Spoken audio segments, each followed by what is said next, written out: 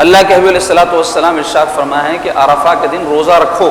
کس کو؟ غیر حاجی کو. حاجی کے لیے اس دن روزہ نہیں ہے، کیونکہ حاجی کے لیے اس دن مشقت ہے، بہت تکلیف اٹھانا ہے اس کو، تو اور ایک تکلیف اس پر نہیں ڈالی گئی. لیکن غیر حاجی کو ثواب میں شریک کرنے کے لیے دنیا میں جہاں کہیں لوگ رہتے ہیں ان کو یہ حکم دیا گیا ہے کہ وہ روزہ رکھیں، اور اس روزے کی بڑی فضیلت اور تاکید آئی ہے، اور یہ روزہ سنت ہے. اور سرکار پاک علیہ الصلوۃ والسلام ارشاد فرمائے کہ عرفہ کے دن کے روزے کا ثواب یہ ہے پچھلے 1 سال اور آئندہ 1 سال کے گناہ معاف ہو جاتے ہیں.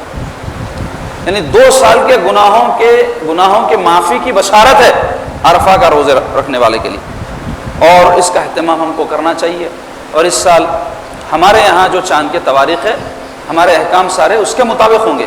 اب اس سلسلے میں بھی لوگ بعض اختلاف کر رہے ہیں عجیب عجیب قسم کے. وقت نہیں ہے کہ میں اس کے بارے میں کچھ گفتگو کروں، لیکن ہمارے یہاں جو چاند ہوا ہے اس کے مطابق یوم ترویہ منگل کے دن ہوگا، اور یوم عرفہ چہارشنبے کے دن ہوگا. تو ہم کو چاہیے کہ ہم چہارشنبے کے دن روزے کا اہتمام کریں کم از کم. اگر 8 کو بھی رکھ لیں، یا باقی جو دن بھی ہیں ابھی یوم ذی الحجہ کے ابتدائی، یعنی ماہ ذی الحجہ کے ابتدائی 10 دن، اس میں بھی اگر ہم روزے رکھیں تو اس کا ثواب حدیث شریف میں آیا ہے.